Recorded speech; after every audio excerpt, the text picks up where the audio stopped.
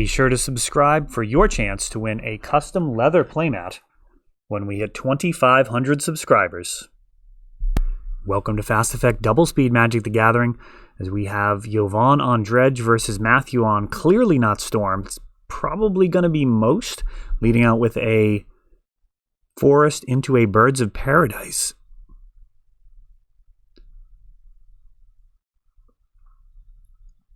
And breakthrough here for Jovan, dumping the hand.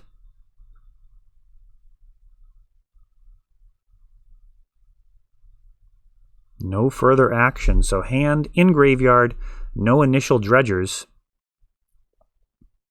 There's a Cephalid Colosseum in play. If Jovan were to draw another card, could potentially enable a pretty big draw 3 effect, but I mean, typically you're going to just be dredging every turn that you can here.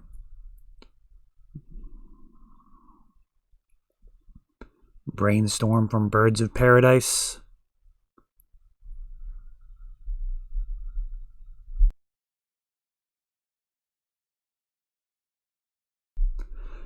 Golgari Grave Troll being dredged by Jovan. Getting a couple Narcomoebas.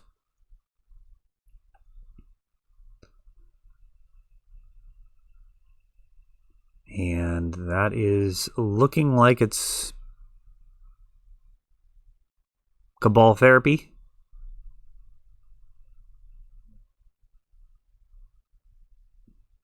Getting a... oh, perhaps no tokens. Let's see if he's got any Bridge from Below in here. It looks like... I think I see at least one. Alright, so we've got one zombie. And the card being named, I'm not even sure what you'd go for here in the dark. Fauna Shaman's the type of card that you'd be concerned about, but the fact that there was no Fauna Shaman there means 3... oh, it's Food Chain! Sick! Abrupt Decay, Food Chain, Walking Ballista. Oh, that is awesome. So Matthew on Food Chain here. And that is a very different situation. Of course, if you knew you were playing against Food Chain, you definitely would have named that. That is one of the benefits of playing a crazy deck like this. And Cephalid Colosseum being nuked by that Assassin's Trophy. There's not going to be anything that Jovan gets as an upside for that. Typically, you have basic lands. In so many Legacy decks, Assassin's Trophy would be able to go get any one of those lands, but now Food Chain coming down, and it's a question of if Matthew can find any of his enablers. So we're going to have the, of course, Miss Hollow-Griffin, the card that really put this deck on the map. Or I should say put the deck back on the map, from Avacyn Restored, getting infinite mana, being able to cast and exile over and over and over again. And then there is the 3 mana... it's not Vault Scourge. I might remember it. If not, go ahead and let me know in the comments here. We've got 3 mana for an Oko. So many blue-green potential combo decks right now in Legacy. It is really a cool time to be playing this. Aside from, of course, needing to play from home, which is what we're doing here. It is not optimal, but it's not strictly worse. I mean, we're meeting a lot of players from Texas, California, New York, New Jersey. I mean, I'm definitely getting more and more excited about Wednesday night and Friday night Legacy each week because we've got all of these great players. I mean, I don't know how long it would have taken me to, meet Jovan. He's pretty much every single event, not to pick favorites or anything, but it's really cool to have players showing up that we wouldn't normally be able to interact with. We've got a Walking Ballista coming down for 2, which is somewhat surprising. That is going to protect it from discard, but that Walking Ballista would do infinite damage with some help from Food Chain, so we'll see what happens next. Those Bridge from Belows can be taken out pretty much at any time.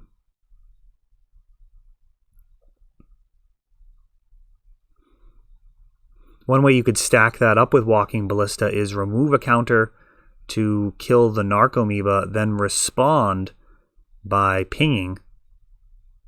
And that would, of course, result in a very dead Narcomoeba and no bridges in the graveyard to make zombies. Mist Hollow-Griffin, and there he is. So, kind of infinite mana. Just need something to go along with it. Ichorid coming back. Now, Mist Hollow-Griffin will be able to block and then exile itself for later consumption.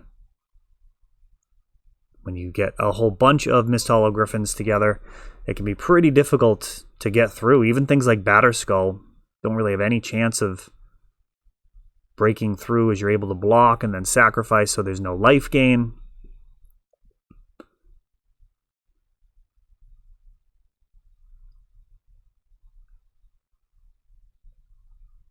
Or sack and exile, more precisely.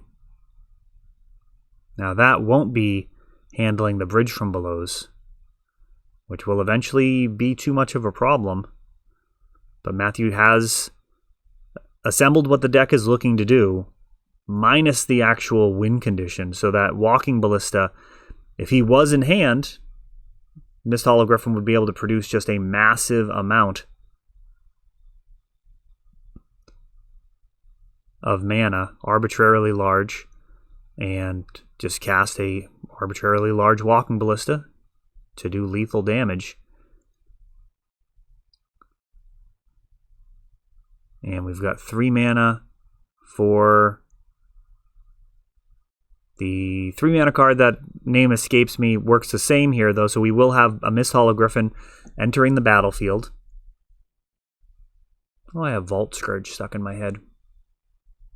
Not used to getting up this early. First day of school for the kids. I really am going to miss doing the Magic Club at the school this year because of COVID. We'll see if maybe we can get something going online with the kids as well, seeing as how well these tournament series have turned out. Golgari Thug, Dredging.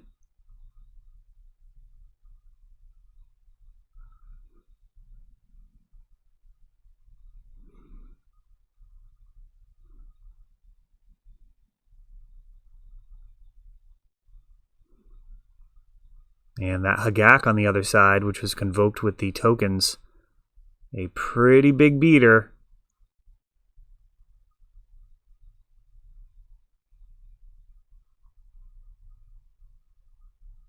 Matthew's not going to be able to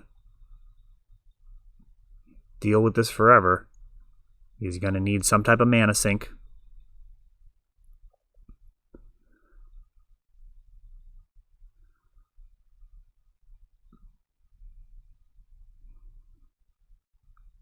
And it looks like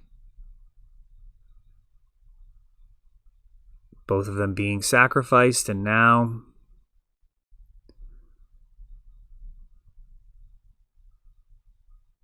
Cabal Therapy post-combat to create some more zombies with the Ichorid.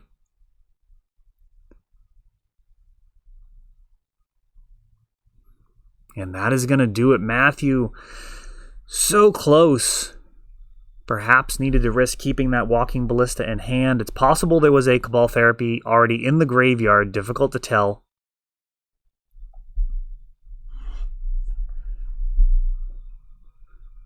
We do these in one take, so I'll probably go back after if I have some time and try and scour that graveyard and see if there was another Cabal Therapy that could have hit that Walking Ballista. Jovan had seen it with the first one, so it would have definitely been named after that food chain resolved. Walking Ballista, just so dangerous. Only downside there of him is you can't be pumping him up once he's on the battlefield. The food chain mana only good for casting, not for using the activated abilities of creatures. Yeah, so food chain's got a pretty long history. The first decks that I recall seeing with any level of success would be Food Chain Goblins, which was able to use Goblin Recruiter in Vintage to tutor up just a ridiculous top of your deck, allowing Goblin Ringleaders to draw more Ringleaders and just play through the entire deck and actually just deal lethal that turn. Very slight adjustments eventually led to the ability to just straight up win the game, even if your opponent has something like a moat. So it was super easy to assemble Goblin War Chief along with 4 Goblin Pile Drivers to do just mounds and mounds of damage. Once there were considerations like moat and ensnaring bridge to start to deal with, then Skirk Prospector kind of got into the mix to allow you to potentially just kill with your Siege Gang Commander, getting out just a massive amount of goblins, and then you could actually still manage to take out an opponent, even if they did have some type of way of preventing you from attacking. It was a Null Rod-based strategy, and, I don't recall what really made that fall out of favor. I'm not really sure. And Legacy Goblin Recruiter not being a card, reason why that hasn't become a thing. I'm not even sure how good Recruiter would be. I mean, he's really, really good, and Goblins is already fine. So, but I don't know. It doesn't feel like it'd be the worst thing if Goblins was the best deck in the format. Like that would be fine. Ponder here off of Underground Sea for Matthew. No acceleration on the first turn. Food Chain, very, very scary if it can get down that Food Chain prior to discard. Now, Yovan's going to generally need to be prepared for enchantment-based hate, so he may have sideboard answers for Food Chain just by accident. We've got a Cabal Therapy putting Stinkweed Imp in Yovan's graveyard. Interesting. He had the Lion's Eye Diamond, so could have managed to get that in there just fine. Oh, I'm not actually sure what that other card was.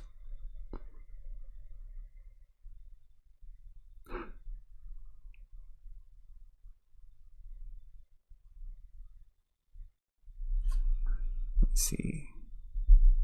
Yeah, I don't have audio on the footage still. Let's see if I can get that figured out. Right now I'm using OBS and setting up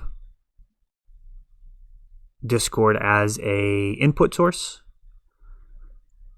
Manipulate Fate here, going along nicely with this Grafdigger's Cage. Grafdigger's Cage going to completely put a halt to anything Yovan has planned.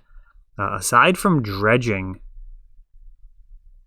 you can keep dredging, but it's a little difficult, depending on your sideboard plan, to take advantage of that. In the past, I've actually run Gurmag Anglers, which have been a pretty powerful way to punch through despite graveyard hate. So something like a Grafdigger's Cage won't stop you from using Stinkweed Imp to fill your graveyard up and then easily cast the 5/5.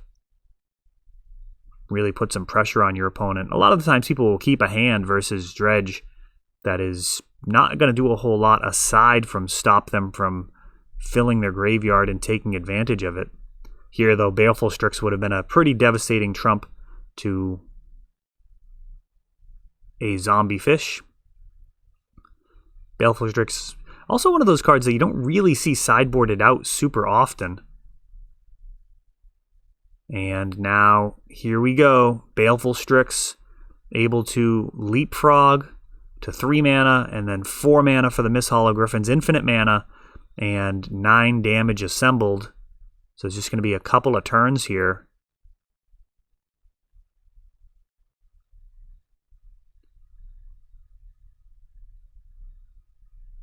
And a Brainstorm with the fetch land. All you need is access to a finisher here, and you can prevent Yovan from even getting another turn. Relic of Progenitus, though, also totally fine. Post-combat, all the creatures sacrificed and then replayed, giving them a quasi-vigilance, and we are on to game number 3. Eternal Scourge is the name of the card. Just looked it up on the phone while they're shuffling here. Was in the ballpark. I felt like Scourge was part of it. Scourge familiar. Eternal Scourge at 3 mana. A nice subtle improvement for the deck too. Just being able to leapfrog from 3 to 4 mana like that allows cards like Baleful Strix or Icefang Kotal to serve as a nice ramp up to infinite mana.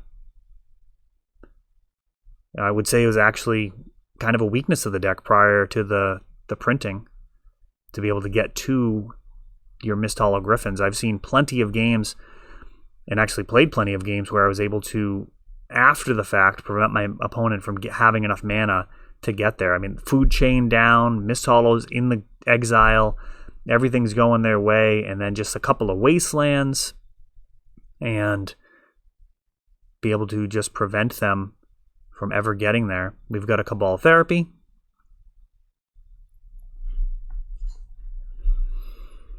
And we see Engineered Explosives, Force of Will, Ponder, Leovold. The Therapy whiffs.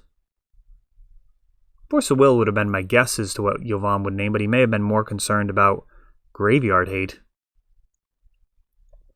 Got a Ponder from Matthew.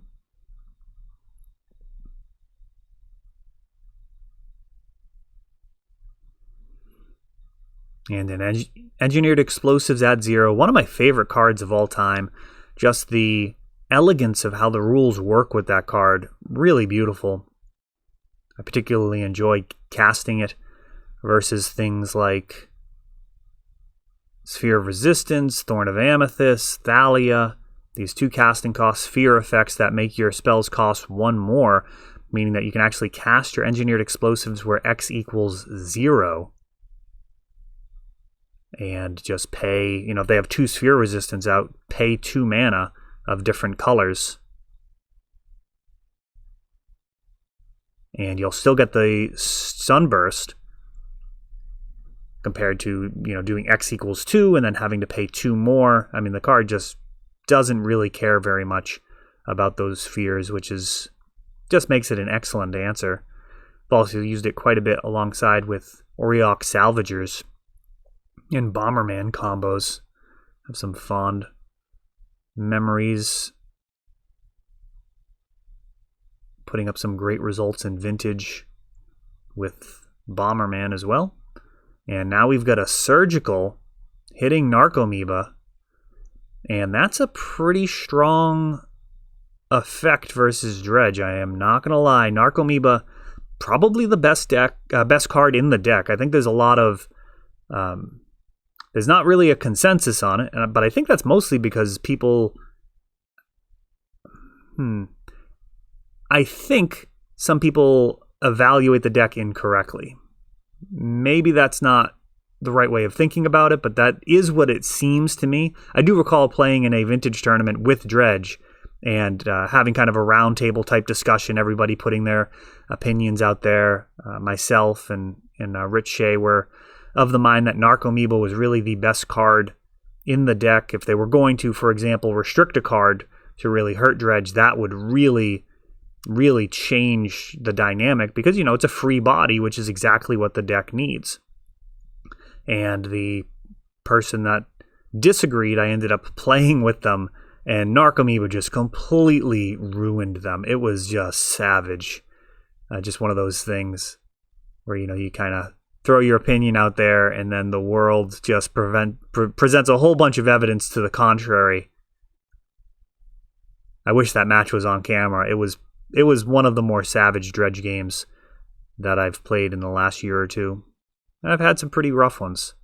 In Vintage with Bazaar Baghdad, I've outraced first turn Blightsteel Colossuses. Had a match where my opponent had a first turn Jace and Chandra. Still got right past that. Yeah, Vintage Dredge is a very different animal. Jovan, very much in this game at the moment. Leovold,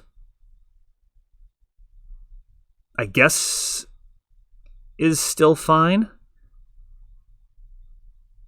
So this is going to be a little complicated. I don't know how familiar Jovan is with Dredge. Leovold has a very interesting interaction. Oh, and another surgical. Oh. Wow. Getting these Icarids out of the way now. That is just really rough. Stinkweed Imps can be cast and block each turn, but I mean, if you don't have Narcomoebas or Icarids, it's really, at this point, up to Bridge from Below to somehow enable a Hagak entering the battlefield. And that would be a potential path to victory, but, I mean, that's going to be tough. You get the Engineered Explosives, which can clear zombies, potentially.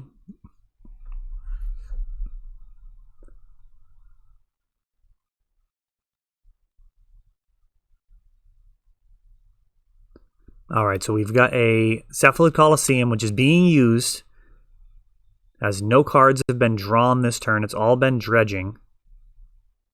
That is the main point I was trying to make earlier. The Leovold doesn't actually do a ton versus Dredge as long as you don't draw a card in the turn. If you draw a card for turn and then you go to Dredge later, that is not going to work. But if you haven't drawn a card yet, if you replace each of them with a Dredge, you are going to be totally fine against Leovold. So 2 Surgicals and an Engineered Explosives along with a Leovold. And a Baleful Strix even. I mean, this is a lot of difficulty to contend with. It looks like Stinkweed Imp going to trade with the Leovold, which is a little surprising.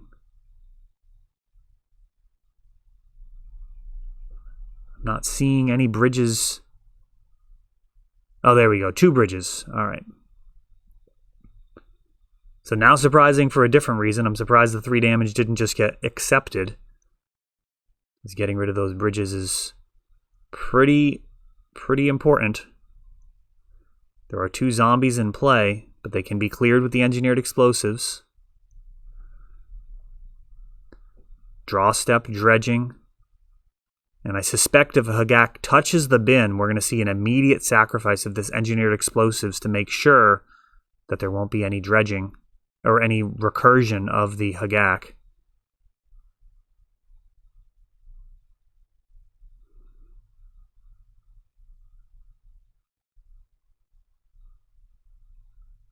Four damage, and Matthew gonna take the damage.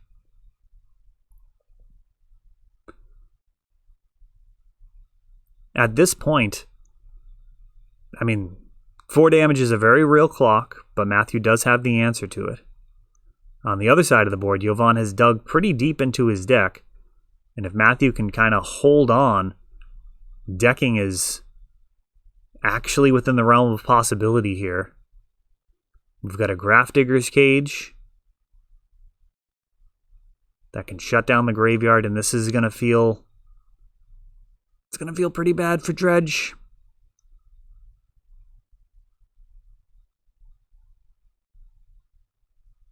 Well, we've got the Wear Tear for the cage.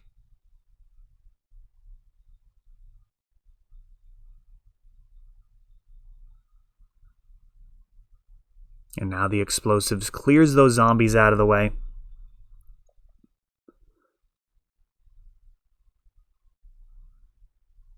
And Jovan checking his library as this is actually a consideration at this point.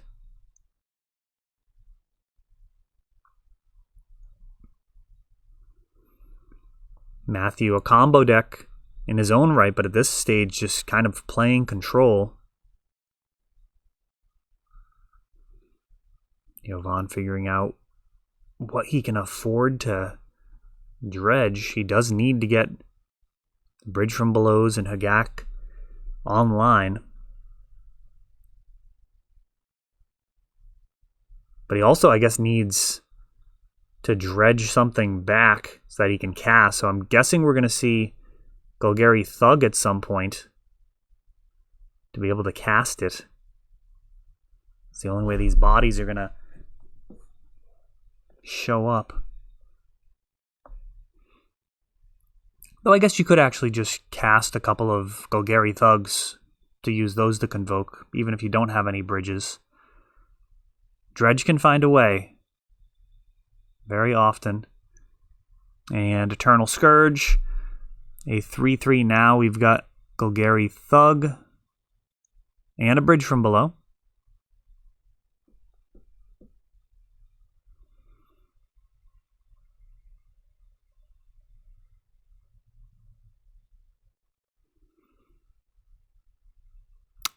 And I'm actually not sure who conceded there. Interesting ending to that game. It's possible. I'm going to guess. You let me know what you think happened there at the end. That did not look like a lethal graveyard to me. And I mean, I'm guessing Jovan scooped there. So Matthew, even if Jovan had something ridiculous from the graveyard, Matthew still would have had a turn to potentially draw into something. So I'm going to go ahead and call that one a victory for Matthew on Food Chain. Let me know if you think that I got that one wrong, but that's my guess. That is all for this one, but don't worry, there is a lot more. You can check out our older videos, and we're always putting out new videos from ELD's Time Vault Games in Bellingham, Massachusetts. If you want to help the channel, of course, you can like, subscribe, share, tap that notification bell so you can know the next time our new videos come out. Thanks for watching.